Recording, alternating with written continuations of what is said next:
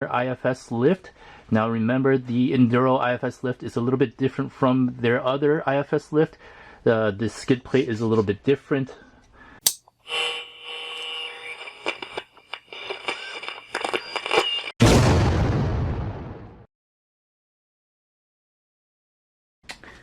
Hey guys, welcome back to Revolution XRC. Today we're going to do a few suspension upgrades to the Element Enduro Knightrunner. While the IFS setup does pretty well overall and it's pretty fun to drive, there is one thing that holds it back with the way it's set up from the factory. The IFS doesn't hit its full potential because it does have a really low skid, as you can see right here. The way that this IFS was created, that skid sits really low and it does tend to kind of bottom out and hit obstacles, and that does make it a little bit difficult to kind of get around. Now if you guys have been following my channel for quite a while, you'll know that I added IFS to my Element Trailwalker. What I never got around to showing you guys was what I did to the Element Trailwalker IFS using the Knight Customs parts. When Knight Customs first released their IFS parts, they advertised it as raising the IFS in order to run smaller tires. Well, when I saw that, I kind of thought, hey, wouldn't that just raise the IFS for larger tires as well and give you more clearance? And so that's what I did. With that thought in mind, I printed out the Knight Customs 3D printed IFS parts and put it on my Trailwalker, and I've been running it that way for quite a bit, and I just haven't gotten around to showing you guys for, I don't know, ever since I put it on. More recently, in the past half year or so, Knight Customs finally kind of advertised it as raising the IFS skid to give you more clearance, whereas they used to advertise it to give you the option of running smaller tires, sub 4-inch. Now they're advertising it as running whatever tires you're running now and getting more clearance at the skid. And that's pretty much what I've been doing with this Trailwalker. Now, it might be hard to tell right here, but you'll see how much higher my IFS on my Trailwalker is.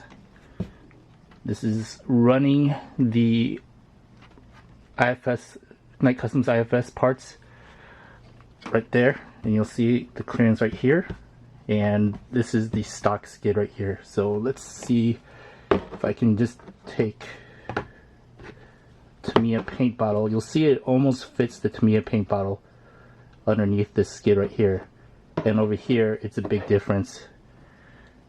And let's just put two paint bottles there so you can see the difference. So you can see how the screws, the top of the paint bottle comes up to the screws for this skid right here, and on the stock setup it's like way above. See the screw sets right there, and for this one it's up here. So you can see the difference in clearance for that middle skid. So we'll go over installing those Knight Customs IFS parts, and hopefully we will get this Element Knightrunner running as good as my Trailwalker. Alright, so these are the Knight Customs parts that I printed out, and these are what I'll be installing today. Now this is the Knightrunner version of their Knight Customs skid. The one on my Trailwalker is a little different. It's just a plate, this top plate right here, and it doesn't have this extended skid. This one is from the Knightrunner files specifically. Alright, so you'll see that my Knightrunner is pretty much a mess right now. From all the wiring, I've got the Mytric RC DG1 system in here. So we'll go ahead. The first thing we need to do is take apart the skid and this part right here. So let's go ahead and do that.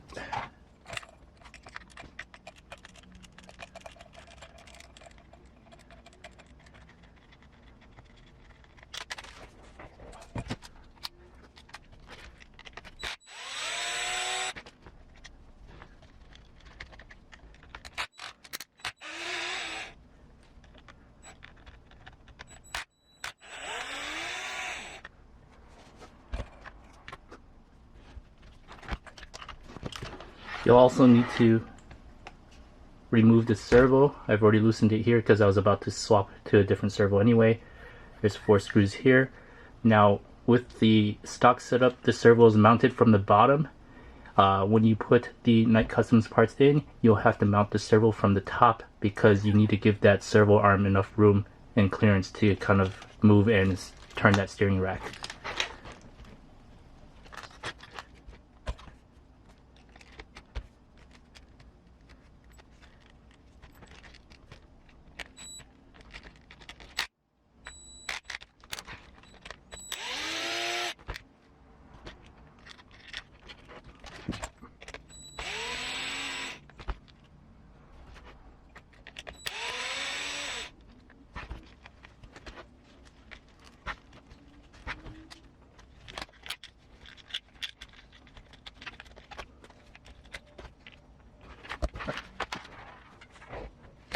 Right, so we remove the arms from this part here. Now we also need to remove the diff from that part. That's the timing.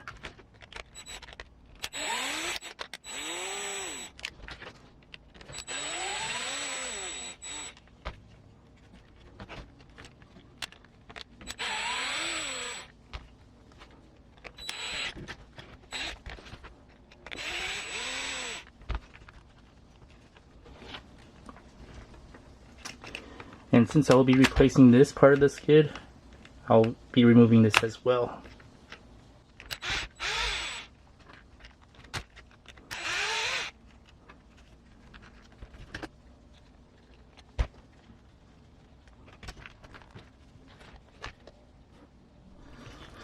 Alright, with the arms removed, we can go ahead and flip it around and unscrew the top part.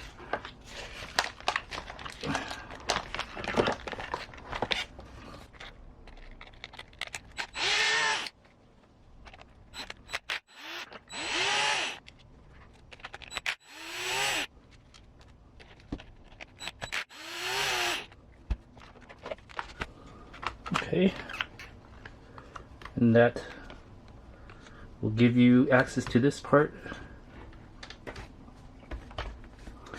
Now, since I will be replacing this piece as well, we're gonna have to remove it, and it makes it easier for you to get to this part.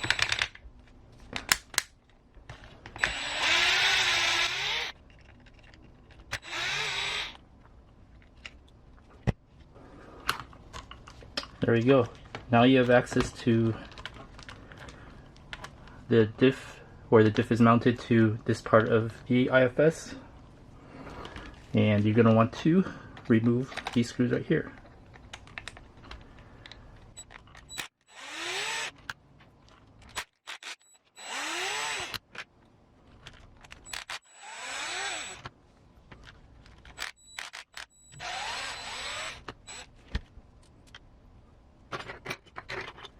You can see the difference in height for this part of the IFS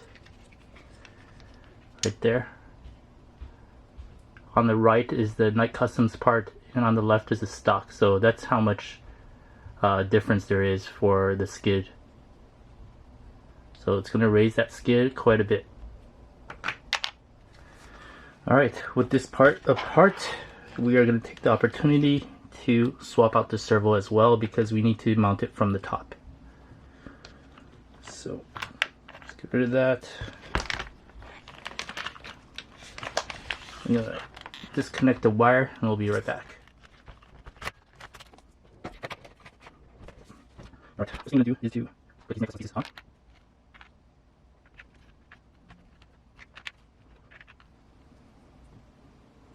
Alright, the first thing we're going to do is install these Knight Customs IFS pieces right here.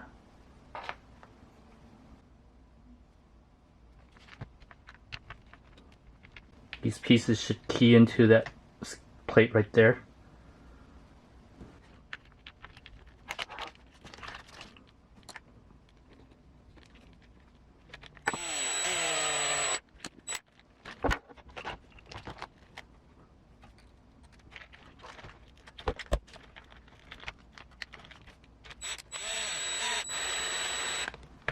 Now I'm not going to screw it all the way in with the driver because these are 3D printed parts and you don't want to ruin these parts.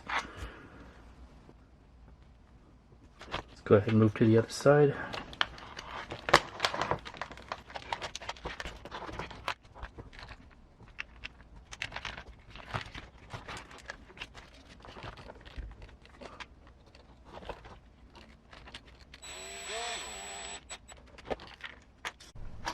Alright, the first thing we're going to do is we're going to mount the diff housing up to these 3D printed parts.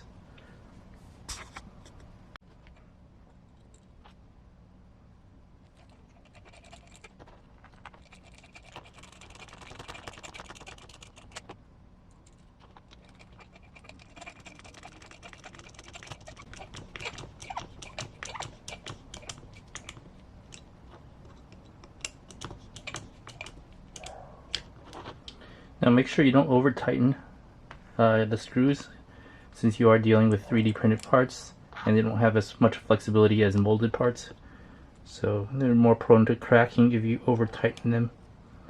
So just make sure you're aware of that.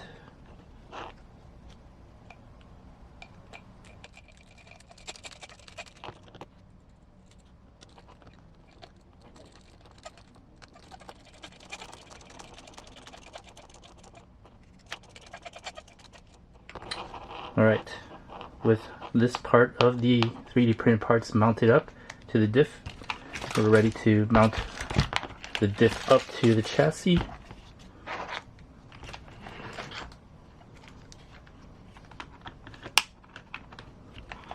Make sure your drive shafts are in phase.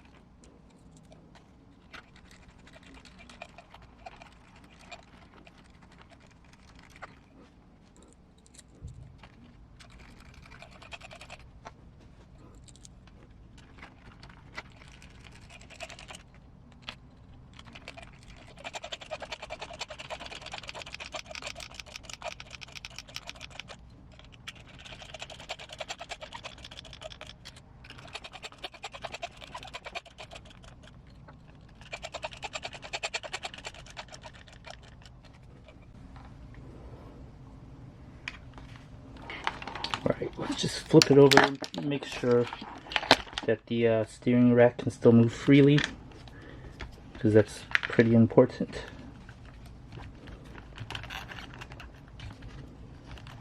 Alright, so you still have the clearance for the steering rack to move, which is good. Next thing you want to do is attach the upper arms.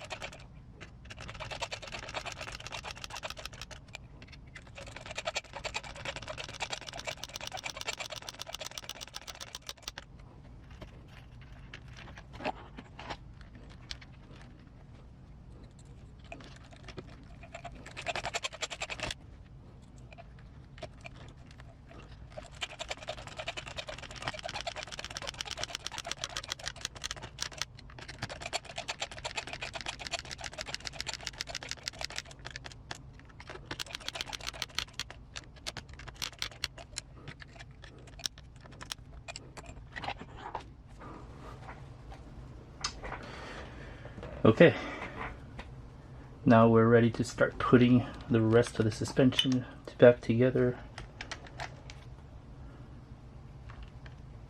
Let's get these cups back in.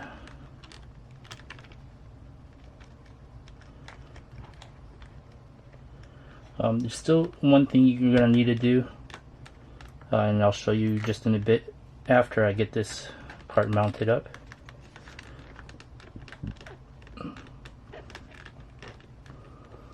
Oh, I needed to get the steering mounted up as well too, so let's go ahead and just get this in here so it doesn't fall apart.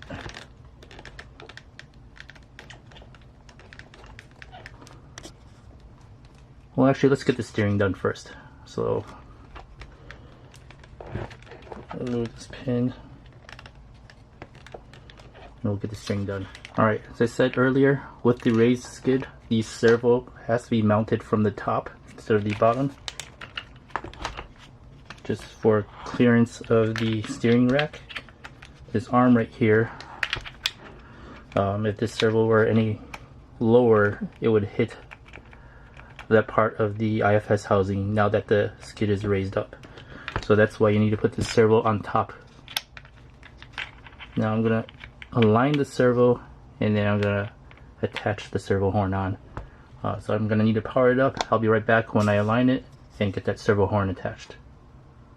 Alright, I've added the new servo and I've mounted it from the top, as you can see here, instead of from the bottom. The reason you do that is because with the raised skid, the arm that goes to the steering rack still needs to have clearance, and since that space is a little bit higher now, if the servo were on the bottom, the arm that turns the steering rack would hit the diff, and with the servo mounted on top, the arm is up higher and it won't hit the diff housing. But anyway, before attaching the servo horn, I do need to put the rest of the suspension back together first.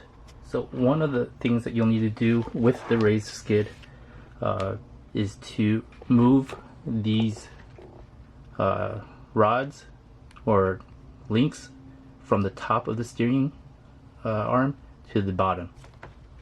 So let's go ahead and do that now.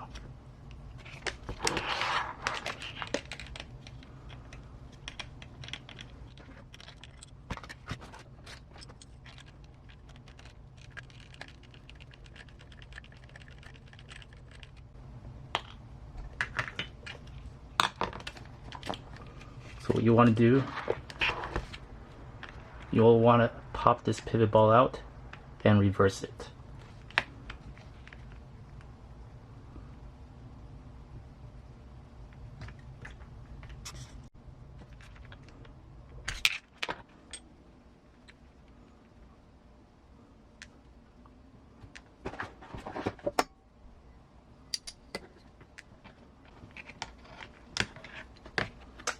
Not sure if this will work.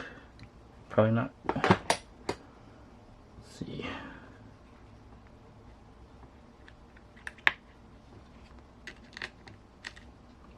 Well, I'm just going to attach this to the arm first and then see if I could just squeeze this on. We'll go ahead and do that.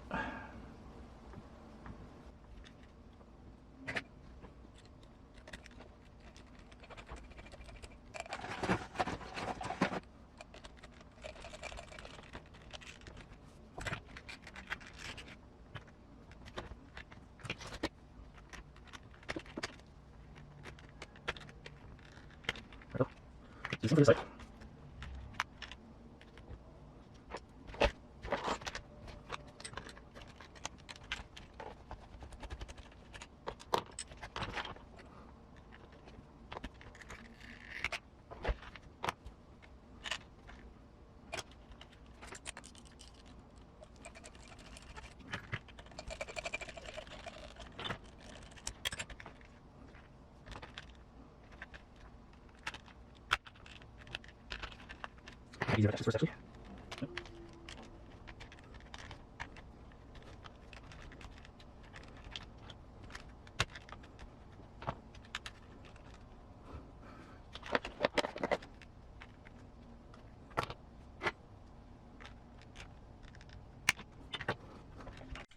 Alright, so you can see here that I've got a little bit of toe in. So what I'm going to need to do is I'm going to need to lengthen these links right here. Okay, with the steering links adjusted, I've got a little toe out right now. Maybe in the future I'll get the Bauhaus steering rack to help with the bump steer. But right now we're going to be putting on this piece right here. Well, actually no, since I am using this piece right here, we'll go ahead and replace this piece first.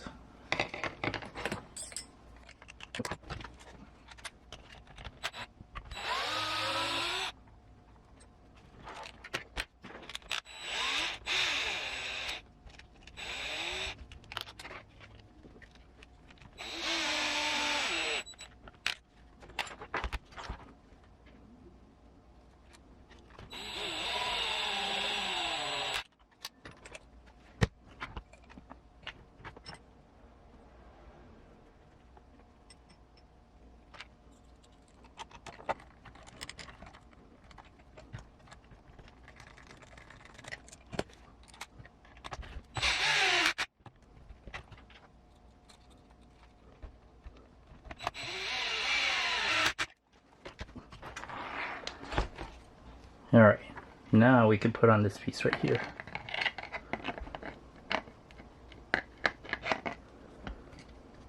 And this one's a little different because you're actually going to put the bumper pegs through it.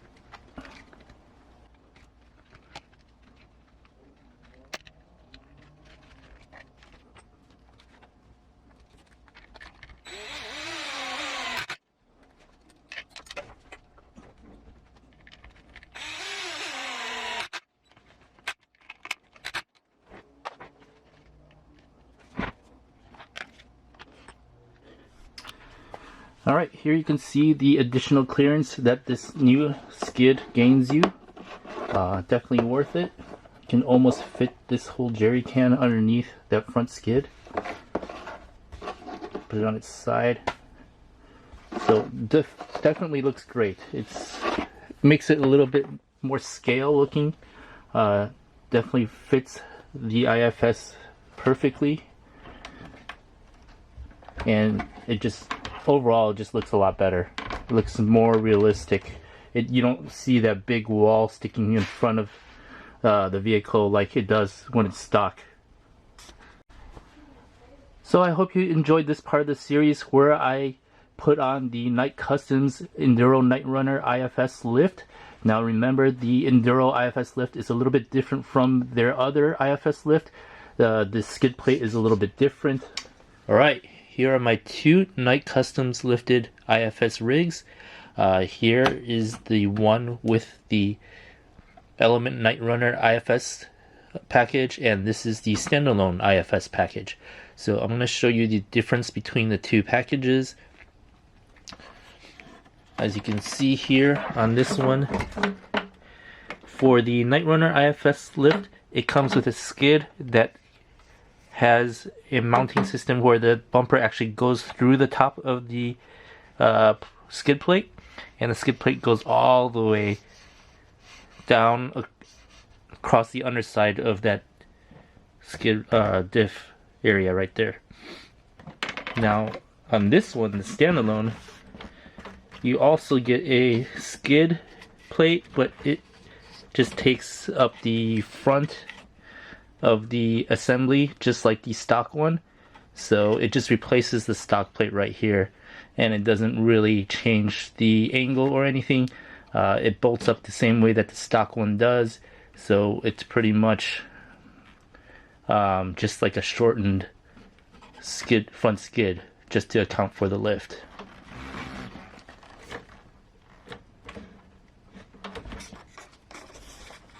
As you can see here, this one's got a little bit more shallow angle to it from the front, but of course it's sticking out more towards the front because it kind of comes out towards the bumper. And here we see it's a little bit more straight up and down.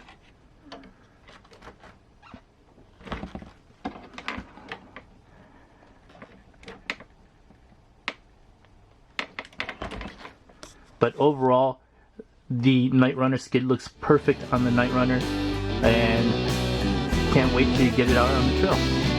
So thanks for watching. Please like and subscribe, and hit that notification bell for future updates on this Element Enduro Knightrunner build series. Thanks for watching.